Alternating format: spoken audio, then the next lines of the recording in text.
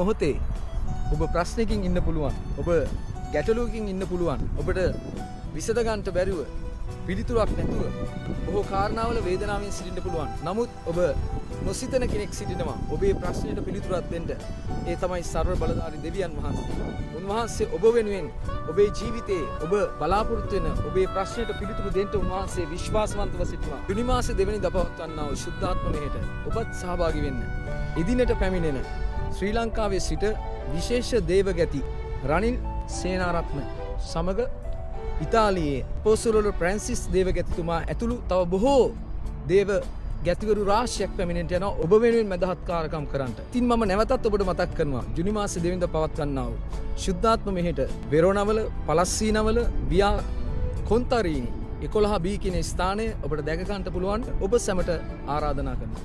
මම දේවගති යොහාන් ප්‍රනාන්දු පහලින් දිස් වෙන නම්බරයට ඔබ දැම්ම කතා කරන්න 346යි 011යි 61යි 82. නැවතත් කියනවා මම 346යි 011යි 61යි 82.